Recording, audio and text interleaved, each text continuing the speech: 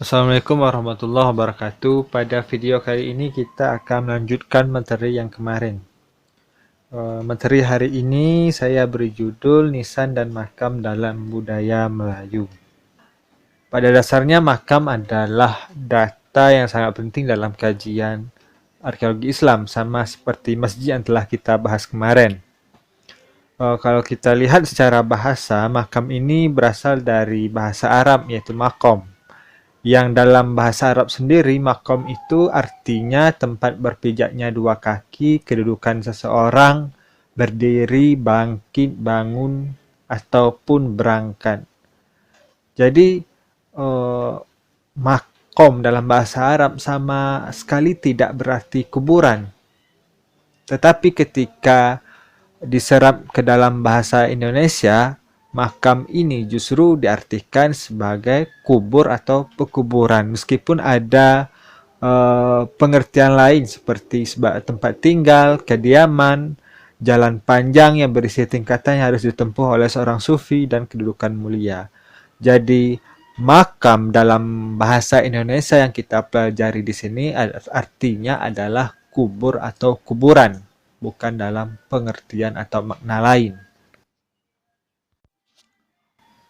Nah, karena makam adalah sebuah kuburan, maka pada slide ini kita akan melihat bagaimana struktur sebuah kuburan itu. Kalau kita lihat dari yang tampak di permukaan, maka eh, makam itu terdiri dari 3 bagian utama. Yang pertama disebut sebagai nisan. Nisan ini adalah penanda kuburan yang biasanya diletakkan di bahagian sejajar dengan kepala si jenazah dan juga di bagian kakinya. Tapi terkadang juga nisan ini hanya diletakkan di bagian kepala saja. Kemudian yang kedua disebut dengan jiran atau kijing. Nah, jiran atau kijing ini adalah struktur yang dibuat di atas di atas makam yang fungsinya itu untuk menahan tanah ya, atau gundukan tanah di atas makam agar tidak hilang. Itu fungsi dari jiran atau kijing. Karena dalam Islam itu ada apa? Uh, Anjuran untuk meninggikan tanah di atas makam supaya terlihat diketahui bahwa di sana itu adalah makam. Nah, supaya gundukan tanahnya itu tidak hilang, maka orang-orang kemudian membuat struktur di sekeliling gundukan tanah. Dan tetapi kemudian bentuk jirat atau kijing ini semakin lama semakin mewah gitu. Kemudian yang ketiga itu disebut sebagai cungkup. Cungkup ini adalah bangunan yang didirikan di atas makam. Fungsinya adalah untuk melindungi makam agar tidak rusak baik oleh alam maupun oleh manusia. Dan biasanya ini struktur Bapak, dan biasanya cungkup tidak semua dimiliki oleh makam, hanya makam-makam tokoh-tokoh tertentu yang diberi cungkup. Dan terkadang cungkup makam ini dibangun dengan sangat mewah. Salah satu contoh yang termewah di dalam tinggalan kebudayaan Islam adalah Taj Mahal, yaitu mausoleum yang dibangun oleh Shah Jahan, raja kerajaan Mughal, untuk istrinya yang bernama Mumtaz Mahal. Itu salah satu cungkup dari makam yang sangat mewah. Dan biasanya di dalam tradisi kebudayaan Islam yang ada di kawasan Asia Tengah, kemudian masuk ke Asia Selatan, kebanyakan makam-makam tokoh seperti sufi, kemudian raja-raja, tokoh agama, dan lain sebagainya, itu biasanya didirikan cungkup yang sangat megah di atasnya. Sering juga disebut dalam istilah Islam disebut sebagai kubah. Kemudian kita lihat lagi bagaimana struktur di bagian bawahnya. Ya, yang pertama disebut sebagai lubang kubur. Dan kemudian di dalam lubang kubur itu ada lagi lubang yang lebih kecil yang disebut sebagai liang lahat. Posisinya bisa dibuat menjorok di bagian sisi lubang kubur atau dibuat di bagian tengah-tengah lubang kubur. Bisa dilihat di gambar sisi kanan bawah.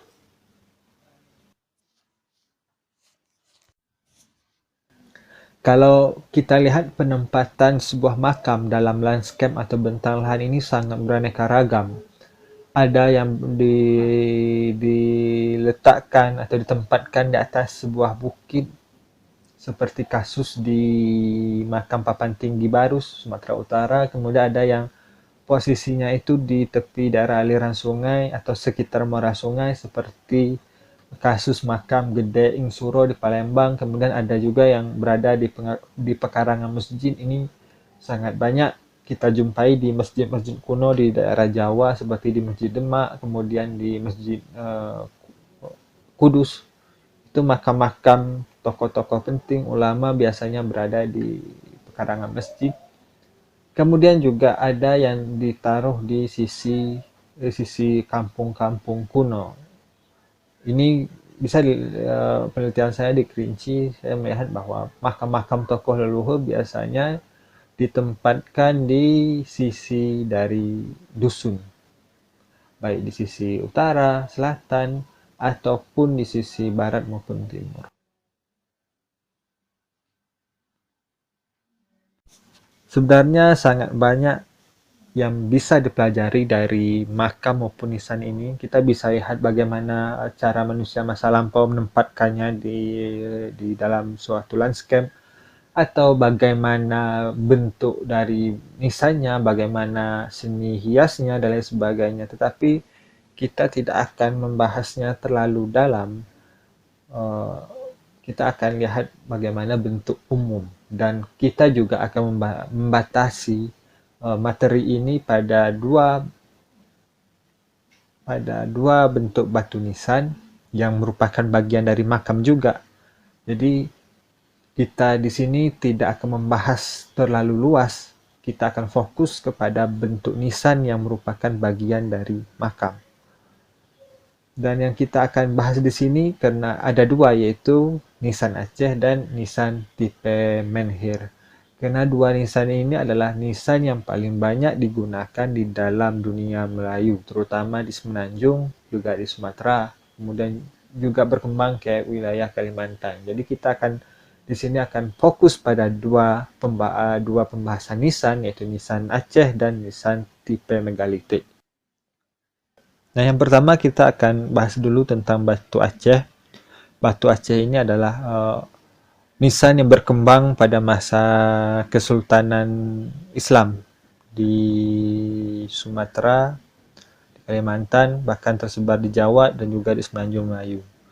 Dan ini diproduksi di Aceh sendiri, yaitu di bagian utara dari Pulau Sumatera, dan sebarannya sangat luas karena sangat populer di dunia Melayu. Kalau beberapa peneliti yang telah meneliti secara intensif mengenai batu Aceh ini, bisa dilihat tulisannya Osman Yatim, kemudian tulisannya Lamborn, kemudian tulisannya Repelita Wahyu Utomo kalau tidak salah. Mereka itu yang sangat fokus mempelajari tentang batu Aceh. Nah, disebut sebagai batu Aceh merujuk pada nisan yang diproduksi di Aceh. Nah, istilah batu Aceh sendiri diperkenalkan oleh Osman Yatim dalam penelitiannya yang kemudian menjadi tesisnya atau disertasinya. Dia khusus membahas tentang batu Aceh yang ditemukan di wilayah Semenanjung, Malaysia. Kalau kita lihat dari tulisan Profesor Osman Yatim, bahwa batu Aceh ini hanya punya dua bentuk dasar, yaitu bentuk pipih atau slab, seperti pada gambar di sisi kiri. Ini adalah salah satu batu Aceh dengan bentuk dasar pipih. Kemudian ada yang disebut dengan bentuk dasar tiang atau pilar. Nanti kita akan lihat gambarnya pada slide berikutnya. Dan batu Aceh ini terdiri dari beberapa bagian. Yang pertama disebut sebagai kaki atau dasar, kemudian disebut sebagai badan, kemudian ada disebut sebagai bahu. Bahu ini antara badan dan bagian kepala, kemudian ada bagian kepala, dan yang terakhir adalah bagian puncak. Selanjutnya kita akan bahas tipologi batu Aceh yang telah dibuat oleh Osman Yatim, sering juga disebut sebagai tipologi Osman Yatim. Nah, Osman Yatim ini membagi batu Aceh ke dalam 14 tipe dan tentu saja berdasarkan hasil penelitiannya di Semenanjung Malaysia. 14 tipe itu antara lain tipe A, B, C, D, E, F, G sampai ke tipe N. Bisa dilihat gambarnya di sisi kanan. Dan dari 14 tipe itu 7 tipe diantaranya bentuk pipih dan 7 tipe lainnya berbentuk tiang. Dan kalau kita lihat pada gambar di sisi kanan ini, tipe pipih adalah tipe yang paling awal muncul sekitar abad ke-15. Kemudian tipe tiang pertama kali muncul di abad ke-16 yaitu pada tipe G. Dan seterusnya berlanjut hingga ke abad 18 hingga abad ke-19.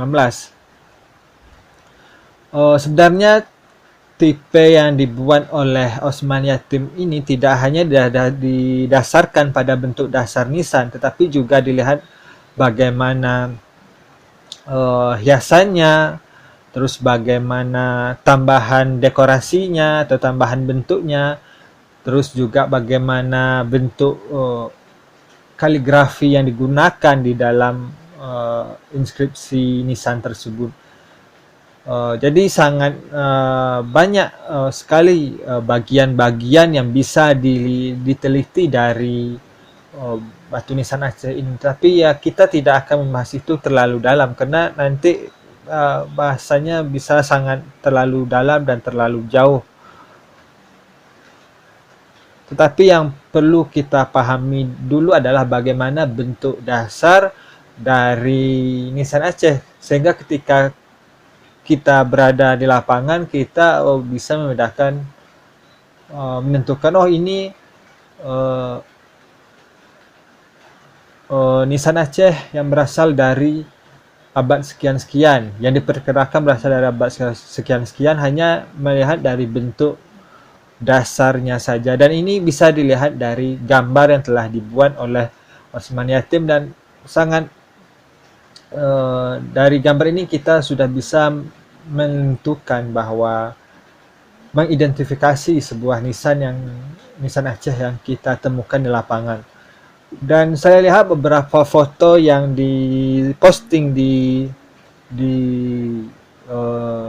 internet, beberapa makam-makam kuno yang ada di Jambi menggunakan nisan Aceh yang kira-kira diproduksi sekitar abad ke-17 hingga abad ke-19. Saya melihatnya di beberapa postingan teman-teman di Facebook. Saya tidak tahu apakah teman-teman dari arkeologi Unja pernah survei ke sana dan pernah mengidentifikasi kira-kira nisan Aceh tersebut bertipe apa, kemudian kira-kira berasal dari abad apa kalau menurut tipologi yang dibuat oleh Osman Yatim. Selanjutnya kita akan melihat tipologi batu Aceh menurut Bapak Repelita Wahyu Utomo. Beliau menulis tipe ini dalam artikelnya yang berjudul Metamorfose Nisan Aceh dari masa ke masa. Nanti kalian bisa baca lengkapnya di sana. Di sini beliau membagi batu Aceh atau nisan Aceh dalam 4 tipe. Yang pertama disebut sebagai tipe Plumpling, yang kedua disebut sebagai tipe Samudra Pasai. Tipe Samudra Pasai ini terbagi menjadi 7 subtipe lagi. Kemudian yang ketiga disebut nisan tipe Marmer, di mana nisan tipe Marmer ini adalah nisan yang diimpor dari wilayah Gujarat atau pantai barat India. Kemudian yang keempat disebut nisan tipe Aceh Darussalam, dan nisan tipe Aceh Darussalam ini terbagi menjadi tipe Makam Meurah 1 dan 2 dan juga tipe nisan Raja Bugis dan Habib. Di slide ini kita bisa lihat beberapa gambar yang saya ambil dari artikelnya Pak Wahyu Utomo. Pertama kita lihat nisan Plak Pling. Nisan Plak Pling ini banyak ditemukan di wilayah Lamuri kalau tidak salah, di situs-situs di wilayah Lamuri. Nah, kalau kita lihat bahwa nisan yang ditemukan di sana punya bentuk yang khas, yang berbentuk monolit, kemudian dipenuhi oleh motif hias kembang, yang kembangnya itu menghadap ke atas dan ke bawah, dan itulah yang asal kata nisan Plak Pling ini, berdasarkan pada motif hias atau dekorasi bunganya yang dibuat menghadap ke atas maupun menghadap ke bawah. Dan bentuknya ini menurut Pak Repelita Wahyu Utomo sangat mirip dengan bentuk dasar lingga ataupun dari bentuk dasar menehir yang kemudian diberi hiasan yang raya dengan motif-motif suluran maupun bunga yang juga sebenarnya diserap dari tradisi dari budaya Hindu dan Buddha. Kemudian selanjutnya kita akan lihat nisan Samudra Pasai. Berbagai tipe dari nisan Samudra Pasai yang berkembang dari tipe 1 hingga ke tipe 7. Dan kalau kita lihat nisan tipe 1 ini bentuknya itu disebut sebagai bentuk kurung kurawal dengan motif yang masih sederhana dan kebanyakan dibuat dari batuan kapur. Kemudian selanjutnya dari tipe 1 ini berkembang menjadi tipe 2, di mana di tipe 2 ini bagian atas dari nisan tidak lagi meruncing, tetapi justru diubah menjadi datar. Dan bahannya sudah dibuat dari bahan andesit. Di tipe 3 kita bisa lihat bagaimana nisan tipe ini masih kelanjutan dari nisan tipe 2, tetapi dengan penambahan lekukan-lekukan di bagian atas juga dengan penambahan hiasan. Kemudian kita lihat ke nisan tipe 4. Dan nisan tipe 4 ini juga kelanjutan dari nisan tipe 3, tetapi lengkungannya tidak terlalu tinggi dan nisannya terkesan lebih lebar dari nisan tipe 3 yang terkesan tinggi.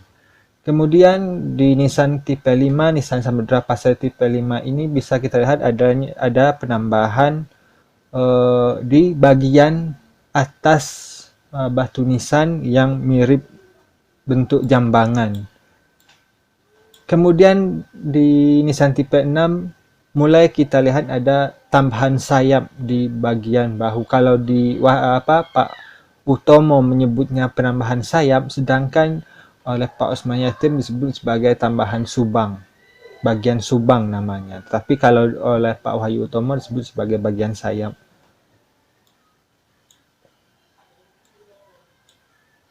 Dan tipe 6 ini juga berkembang dari bentuk awal yang sayapnya masih kecil, kemudian semakin lengkungannya semakin besar, semakin tajam dan semakin kelihatan. Juga di penambahan dekorasi di bagian atasnya. Kalau kita lihat perkembangan nisan tipe 6 pada bagian gambar. Kemudian yang ke tipe 7 ini adalah nisan yang disebut sebagai disebut nisan berbentuk gada. Juga tipe gada ini terbagi beberapa subtipe lagi, ada yang disebut penampangnya bulat, ada yang penampangnya persegi 6, dan ada penampangnya persegi 8. Jadi sangat nisan tipe 7 ini juga sangat bervariasi. Ini hanya dilihat dari bentuk dasarnya saja. Kemudian kita akan lihat lagi nisan di masa Aceh Darussalam dan di nisan pada masa Aceh Darussalam ini eh, bentuknya sama dengan nisan dari masa Samudra Pasai, tetapi dengan penambahan ornamen dan ukuran di sana sini. Itu saja bedanya. Anda bisa lihat gambarnya itu di bagian sisi kiri bawah. Dan kalau kita lihat pendapat dari Pak Repelita Wahyu Utomo tentang perkembangan nisan Aceh ini, juga sangat dipengaruhi oleh budaya sebelum masuknya Islam atau disebut sebagai budaya pra-Islam, baik itu budaya Hindu-Buddha maupun budaya megalitik. Seperti tipe nisan plak pling yang sangat mirip dengan bentuk menhir maupun lingga. Juga di nisan masa Samudra Pasai yang bentuk awalnya itu sangat mirip dengan sandaran arca atau disebut juga dengan stela. Selain dari bentuknya, adanya unsur dari masa pra-Islam atau unsur budaya dari masa pra-Islam ini bisa dilihat dari motif hiasan pada nisan. Nah, pada gambar di sisi kiri itu adalah salah satu bagian dasar dari nisan plak pling, di mana nisannya motif hiasnya itu sangat mirip dengan motif Padma yang ada pada lapi arca. Dan kemudian dari nisan plak pling atau nisan Samudra Pasai kemudian berkembang menjadi nisan masa Aceh Darussalam, dan perkembangannya itu hanya dalam hal pengayaan bentuk maupun motif serta perubahan ukuran yang semakin besar dan semakin tinggi. Itu adalah pendapat dari Pak Repelita Wahyu Utomo terhadap perkembangan nisan Aceh ini.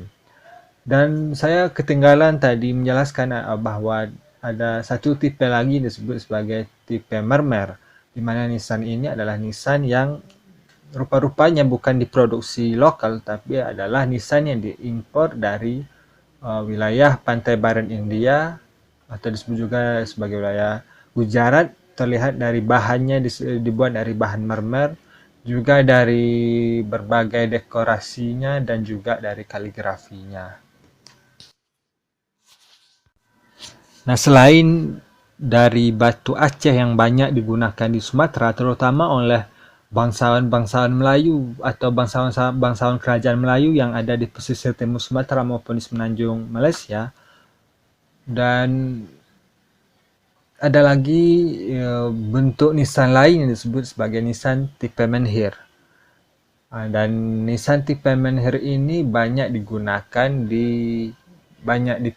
di wilayah pedalaman Sumatera, seperti di Sumatera Barat, Kerinci, dan di wilayah Bengkulu, Lahad, dan sekitarnya. Tetapi yang memiliki bentuk khas adalah nisan tipe menhir yang ditemukan di wilayah Sumatera Barat, terutama di wilayah Tanah Datar dan 50 Koto.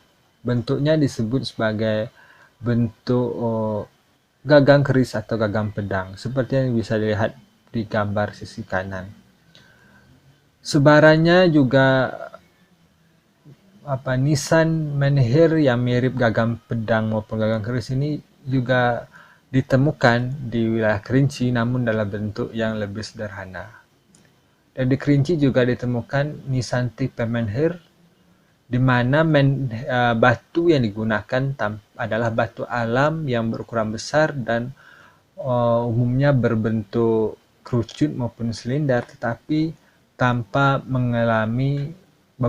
umumnya tanpa mengalami modifikasi oleh manusia.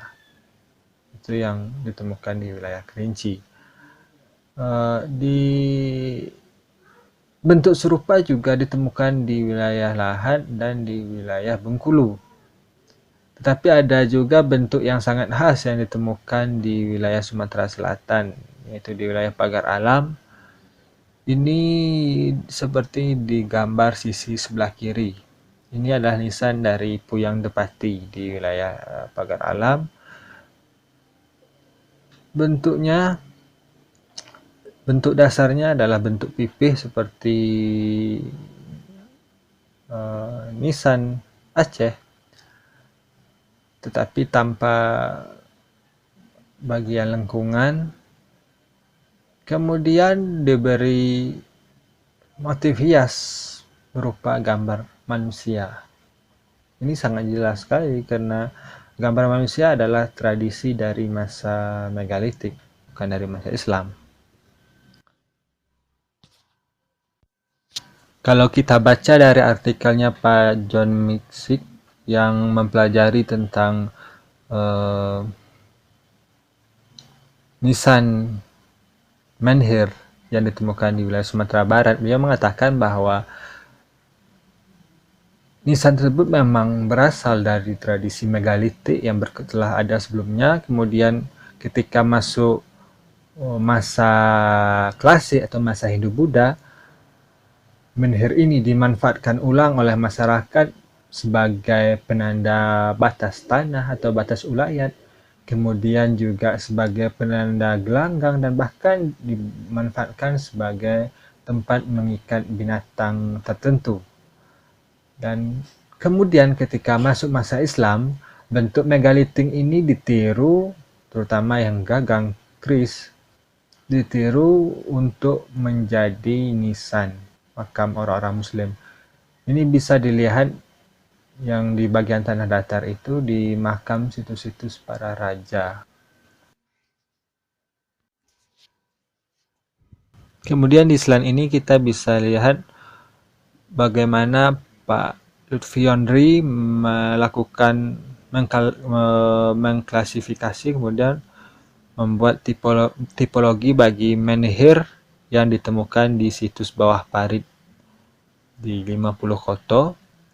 Menhir ini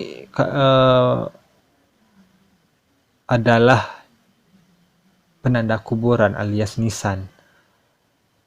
Dan Pak Lutfi Yondri membagi menhir di situs bawah parit ini menjadi 6 tipe, yaitu tipe A sampai tipe F.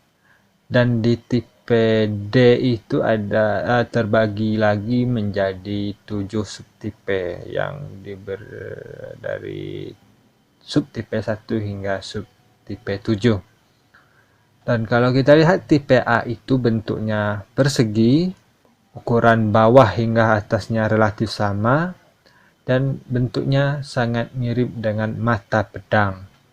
Kemudian yang kedua disebut sebagai tipe B, bentuknya juga persegi, tetapi ukurannya dari atas ke bawah itu semakin membesar.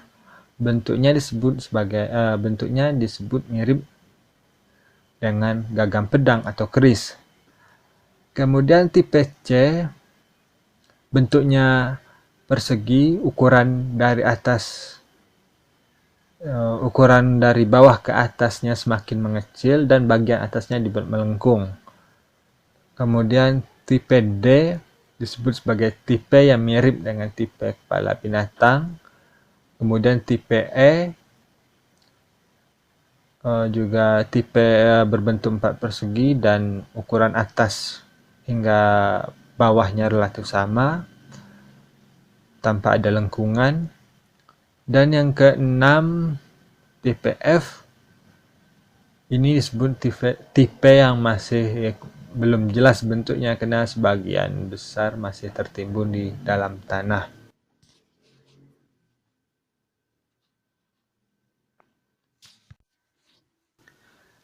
Saya kira hanya itu materi kita pada